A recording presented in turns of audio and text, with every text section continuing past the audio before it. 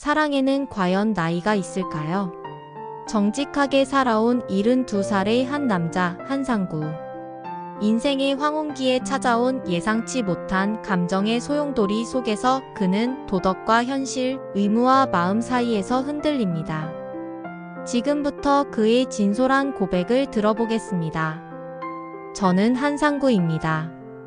올해로 72, 퇴직한 지는 벌써 7년이 흘렀네요. 그럼에도 아직 꿈속에서는 교단에 서 있습니다. 분필 냄새가 코끝을 간지리고 아이들의 맑은 웃음소리가 귓가에 생생하죠. 40년 가까이 아이들 앞에 서면서 제가 가장 중요하게 가르쳤던 건 바로 정직함이었습니다. 얘들아, 거짓말하지 마라. 정직하게 살아야 한다. 매일같이 했던 말이었죠. 아이들의 맑은 눈동자를 바라보며 저 자신도 그렇게 살겠다고 다짐했습니다. 그런데 지금은 어떨까요? 저는 병실 의자에 앉아 아내를 바라보고 있습니다.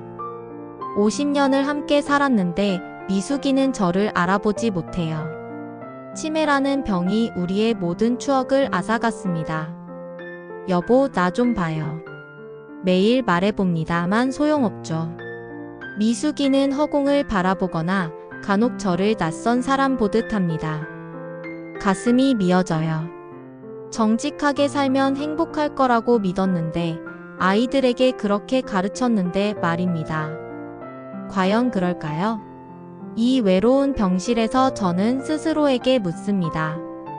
정직한 삶이 과연 마지막까지 보상받을 수 있을까요? 오늘도 미숙이는 저를 모르는 눈으로 바라보고 있습니다. 미숙이의 하루는 어린아이 같습니다. 아침에 깨어나면 돌아가신 시어머니를 찾아요. 엄마, 엄마라고 부르죠. 저는 그럴 때마다 미숙아, 나야. 상구야. 라고 말하지만 미숙이는 고개를 저으며 아저씨는 누구세요? 하고 묻습니다.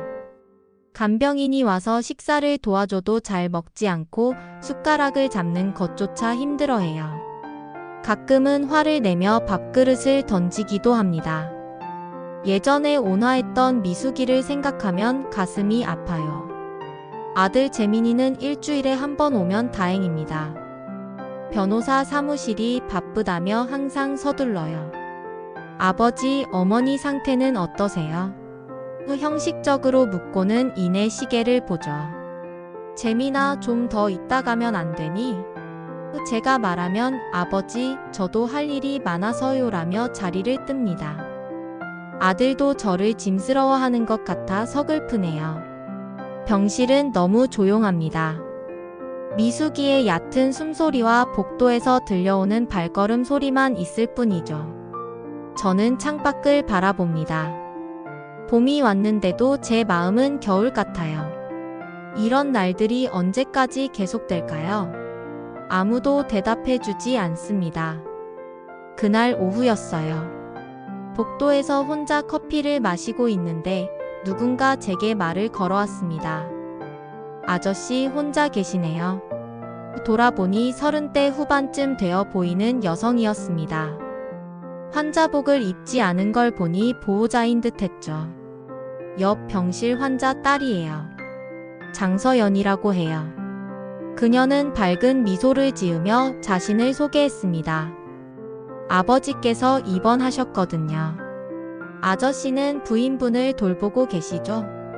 오랜만에 누군가와 대화를 나누게 되었어요. 서연은 따뜻한 커피 한 잔과 과자를 건네며 제 옆에 앉았습니다. 혼자 간병하시느라 힘드시겠어요. 그렇긴 하죠. 치매라는 게 참 무서운 병입니다. 저도 모르게 속마음을 털어놓았어요. 서연은 고개를 끄덕이며 제 말을 진심으로 들어주었습니다. 저도 아버지 간병이 쉽지 않더라고요. 하지만 가족이니까 해야죠. 서연의 목소리에는 피로가 묻어 있었지만 그녀는 여전히 웃고 있었어요. 1시간 정도 이야기를 나눴을까요? 오랜만에 사람다운 대화였습니다.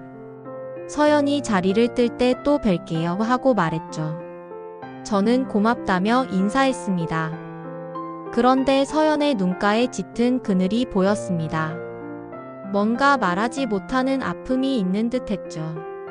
서연의 아버지는 폐암 말기 환자였습니다.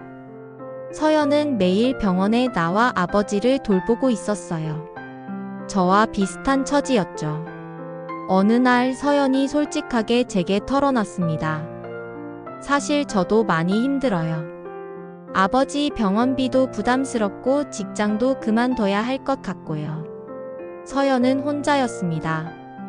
어머니는 일찍 돌아가셨고 형제자매도 없다고 했죠. 모든 걸 혼자 감당하고 있었어요. 저보다 더 외로워 보였습니다. 아저씨는 그래도 아들분이 있으시잖아요. 서연이 부러워하며 말했습니다. 저는 쓴웃음을 지었어요. 있긴 하지만 바빠서요. 사실 저도 거의 혼자나 다름없습니다.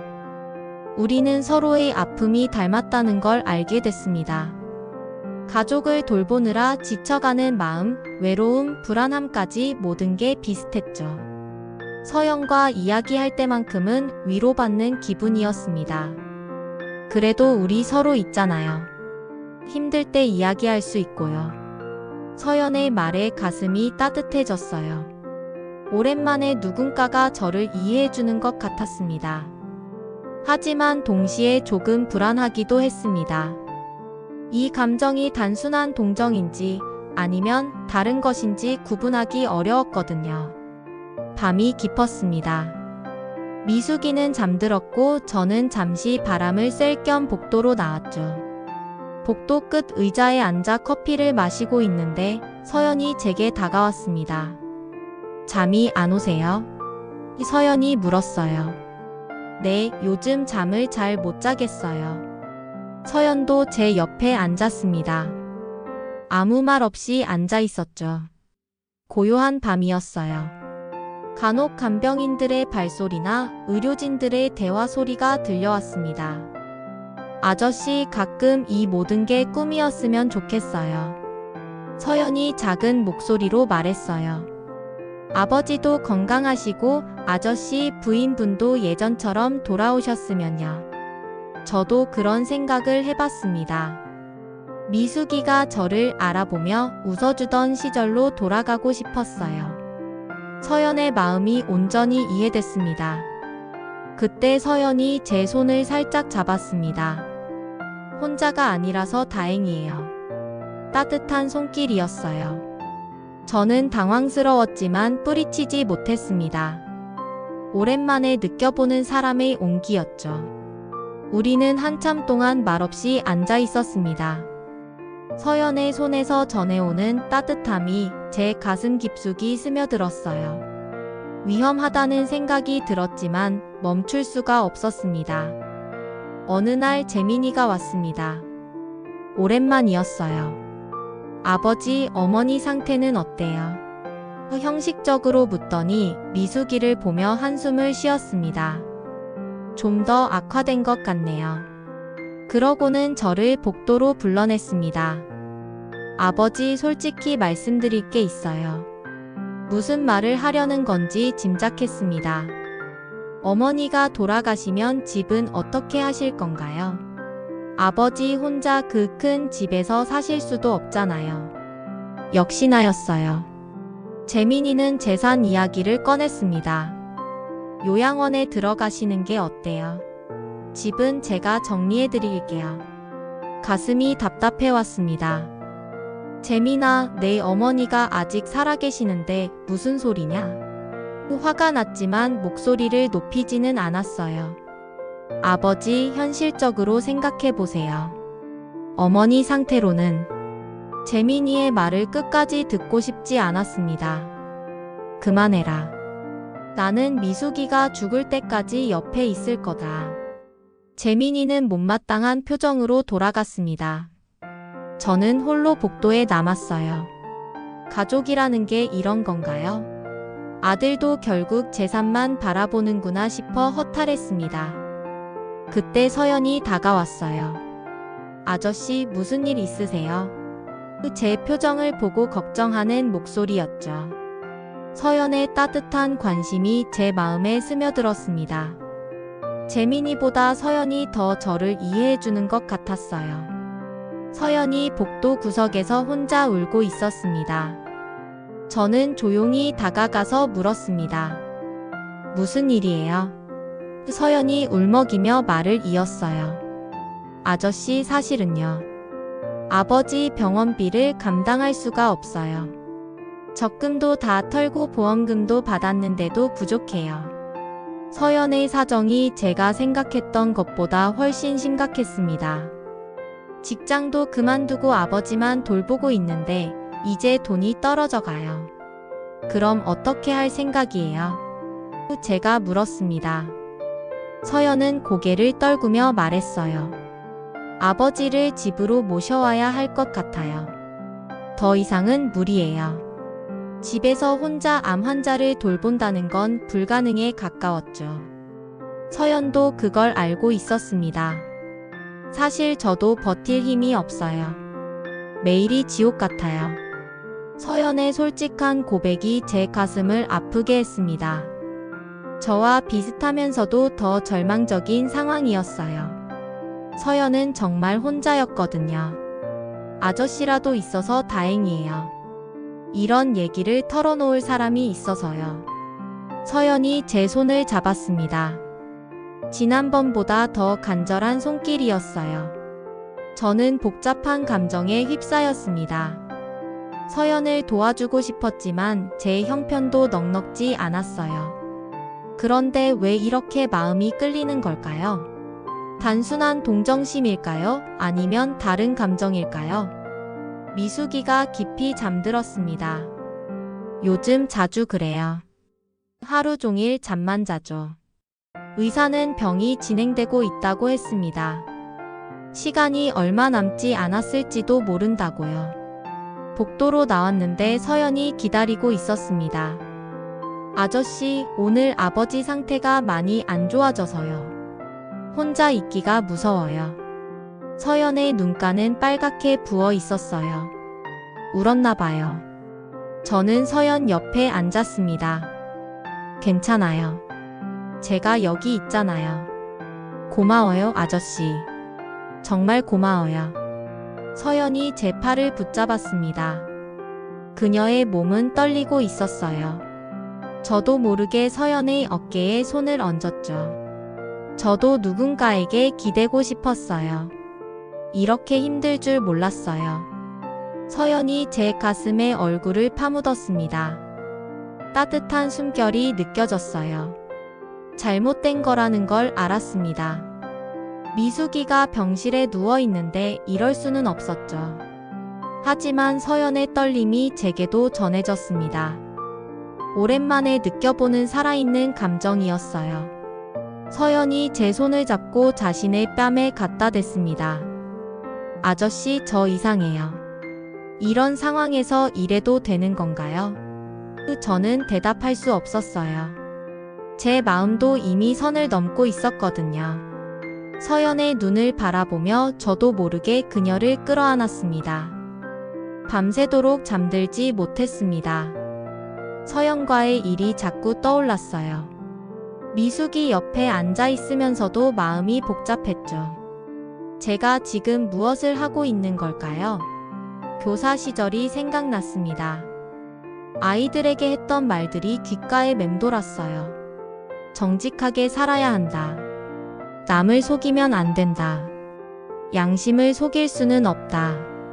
그때는 옳고 그름이 명확했기에 확신에 차 있었습니다. 하지만 지금은 어떤가요? 아내가 병들어 누워 있는데 다른 여자를 생각하고 있습니다. 이게 과연 정직한 삶일까요? 미숙이를 바라봤어요. 평온한 얼굴로 잠들어 있었습니다. 50년을 함께 살았는데 이제는 저를 모르죠. 하지만 여전히 제 아내입니다. 미숙아, 미안해. 속으로 말했어요. 하지만 동시에 서연의 따뜻함이 그리웠습니다. 이 외로움을 달래주는 누군가가 필요했어요. 양심과 현실 사이에서 저는 흔들렸습니다. 아이들에게 가르쳤던 도덕은 어디로 간 걸까요? 나이가 들면서 세상이 그렇게 단순하지 않다는 걸 알게 됐습니다. 서연도 힘들어하고 있었어요. 우리 둘 다 외롭고 지쳐 있었죠. 그것만으로도 서로에게 위로가 되는 게 잘못된 일일까요? 답을 찾을 수 없었습니다. 재민이가 예고 없이 왔습니다. 평소보다 일찍 온 거였죠. 저는 서연과 복도에서 이야기하고 있었는데 갑자기 재민이가 나타났습니다.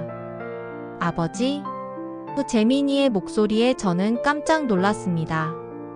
서연과 너무 가까이 앉아 있었거든요. 서연도 당황한 듯 일어섰습니다. 안녕하세요. 서연이 인사했어요. 저는 옆 병실 보호자예요. 재민이는 의심스러운 눈빛으로 저희를 번갈아 봤습니다. 아, 그렇군요.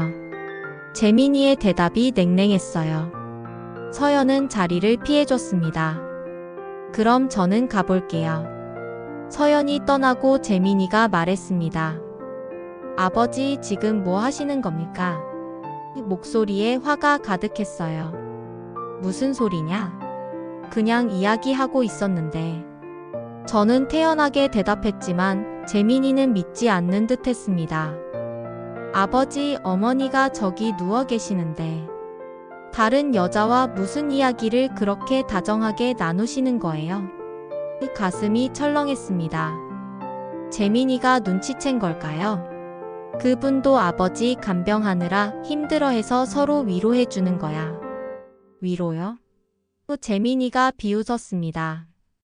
아버지, 나이가 몇인데 그런 위로가 필요하세요? 말이 곤란했어요.